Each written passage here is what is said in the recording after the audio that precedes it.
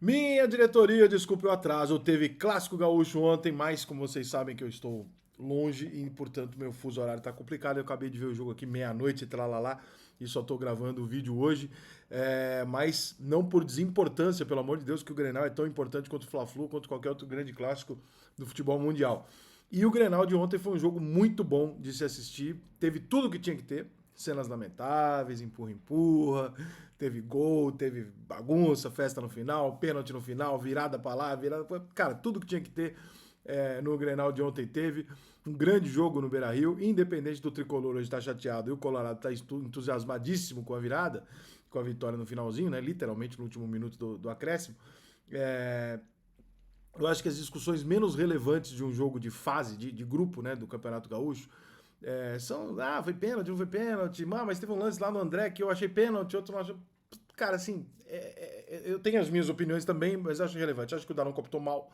E o Daronco é um árbitro que normalmente eu acho que ele consegue conduzir o jogo na parte disciplinar. E ontem ele deu muito mole.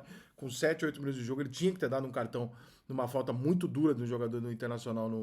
Se eu não me lembro quem que era o jogador do Grêmio que recebeu a falta. Logo no começo do contra-ataque, eu tava fazendo a live do Fla-Flu aqui vendo o jogo. E aí um jogador do Grêmio, que eu não me lembro quem que era, saiu pela esquerda e um jogador do Inter deu um pontapé, logo no começo do jogo, e ele deixou de dar o cartão amarelo. Dali pra frente, man, eu já fiquei meio receoso. Eu mirei até na live, tá? Aí, se você pegar o começo da live do Fla-Flu de ontem, você que é gremista ou Inter, você vai ver eu reagindo ao jogo praticamente ao vivo. E os tricolores e os flamenguistas putos, porque eu tava vendo outro jogo. Mas ali eu acho que faltou já ele dar uma dura no jogo. E o jogo vai levando com falta, com aquelas entradinhas. E Grenal, irmão, tu tem que parar o mais cedo possível. O pênalti no final, cara, eu concordo com o árbitro, porque ele termina de derrubar fora dentro da área, né? E ali você não sabe se o cara vai seguir ou se ele vai conseguir derrubar. Então se ele terminou dentro da área, pênalti, eu concordo com o pênalti. Talvez eu gostaria muito de ter visto um VAR para um lance de pênalti, se eu não me engano, no André, quando ele entra na área um pouco antes e tem um agarrão no braço dele que eu acho que ele pode ser pênalti. Como eu acho que o Reinaldo tinha que ser expulso pelo pisão que ele deu no jogador do Internacional na hora que eles saíram, os dois ainda no primeiro tempo. Eu não tô falando muito os nomes corretos, porque no primeiro tempo eu estava assistindo o jogo fazendo live, então eu não conseguia identificar todos os jogadores especificamente de Casanova. Eu vi que foi o Reinaldo que pisou, eu não me lembro em quem que o Reinaldo teria pisado, mas ele deixou uma perna ali numa saída de bola que não precisava. Mas dito isso, cara, que é a síntese do jogo, eu acho que as notícias mais interessantes que você pode ter não estão em cima do resultado do jogo em si, porque de verdade o jogo podia ter terminado de qualquer maneira, podia ter terminado com um gol do Grêmio no finalzinho, podia ter terminado com um gol do Internacional como aconteceu, podia ter terminado empatado, teve momentos do jogo que o Inter foi bem superior ao Grêmio e teve momentos do jogo quando o Grêmio conseguiu mexer bem no segundo tempo, que o Grêmio foi superior e esteve mais perto do gol do Internacional. Meu ponto é, o Inter tem um time formado para disputar títulos esse ano. Maurício, que eu coloquei na minha seleção do Brasileirão ano passado, e obviamente que os cariocas e paulistas riram da minha cara, fez uma grande partida, foi o melhor jogador em campo. Um time que tem o Arangues, o Maurício, o Alan Patrick, o Valência, entre outros que ainda estão se firmando e tal. Cara, esse time é candidato a título. Esse time é forte. Já no ano passado ficou muito perto de uma final de Libertadores, onde fatalmente ele ganharia do Boca Juniors, tem muito mais time. Muito perto de jogar, de ganhar uma Libertadores. Esse time foi mantido e reforçado em alguns pontos. Então o time do Internacional está muito pronto. Eu tenho muitas restrições ao Cudê como pessoa, mas eu jamais achei que o Cudê fosse um treinador ruim.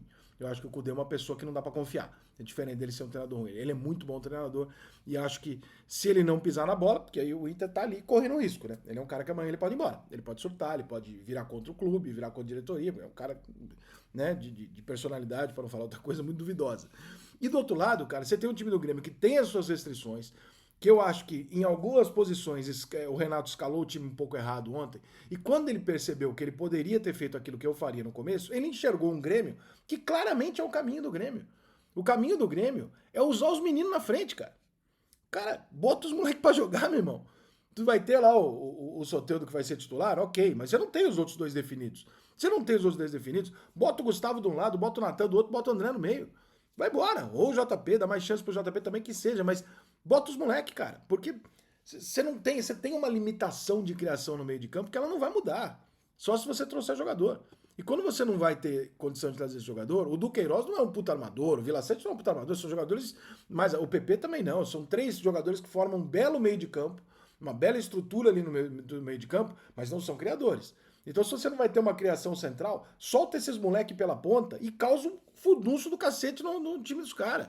E quando entrar o Soteldo, ele joga provavelmente no lado do Gustavo, até que o Gustavo se firme, ou o Gustavo troca de lado com o Natan, tanto faz. Agora, se eu tenho Natan, Gustavo e André, se tem um treinador que eu sei que não tem medo de botar os moleques e falar, eu vou pra cima dos caras com os moleques, é o Renato. Bota os caras, meu irmão. Na hora que você botou os caras, tu viu que o Grêmio criou, que o Grêmio causou problema pros caras. Por quê? Porque é difícil pra caralho tu marcar 3 moleques desses, né? O time do Internacional é um pouco mais cadenciado pra chegar. Você tem jogadores um pouco menos velozes, né? Você tem jogadores que cadenciam um pouco mais o jogo, mas de uma qualidade foda, né? Alan Patrick e Maurício criando o jogo e tal, foda. Né? Então, é outro tipo de jogo. É um time mais pronto, mais experiente e tal. Mas ontem, cara, dá pra você ter convicção depois do jogo que os dois times têm um caminho maneiro. O Inter tá pronto. O Inter é detalhe, é acertar detalhe, porque o Inter tá pronto esse ano para disputar título. E o Grêmio pode ter um futuro promissor se a gente considerar que o Grêmio tem garotos ali que podem acabar assumindo a titularidade. Eu não tô colocando o Pavon nessa lista de garantidos, porque o Pavon acabou de vir de um clube onde ele acabou de não conseguir jogar. Então, assim, não dá para garantir que o Pavon é o mesmo Pavon que veio lá da Argentina, porque no Galo não deu certo. Então, pode ser que o Pavon volte a jogar para cá? Pode. Pode ser que o Pavon seja reserva, tanto faz, mas a gente não tem a menor convicção. A gente tem convicção que o Soteldo é um grande jogador, embora ele seja um cara de comportamento complicado fora de campo. Mas a gente tem um Grêmio que tem possibilidades dentro de um time mediano e que eu acho que vai fazer outro ano bom. Não vai disputar título grande, eu acho. Me surpreenderia, a não ser que chegue em reforço. E o Inter tá um pouco mais pronto. O Inter tá um pouco mais maduro para ganhar do que o time do Grêmio. Mas os dois estão num caminho muito interessante. O Inter de colher frutos e o Grêmio de colocar as coisas direitinho, arrumar um time, uma base de um time e já olhar que junto com os reforços que ele traz, estão saindo de dentro da própria base, dentro do próprio clube, estão saindo jogadores que podem resolver os problemas. Então, eu acho que os dois vão um bom caminho. Eu gostei muito do clássico ontem. Foi um jogo muito bem jogado, foi propostas diferentes, mas muito bem jogado. Se tivesse VAR ontem, ia ter dado muita confusão, tá? Porque o jogo ia ter sido diferente. O VAR ia ter entrado ali no meio em pelo menos 2 ou 3 lances. E aí o jogo seria diferente. Mas não tendo, e eu lamento que não tenha tido, eu fiquei muito, muito entusiasmado com os dois gaúchos ontem para o restante do Campeonato Brasileiro, da Libertadores, enfim, da temporada.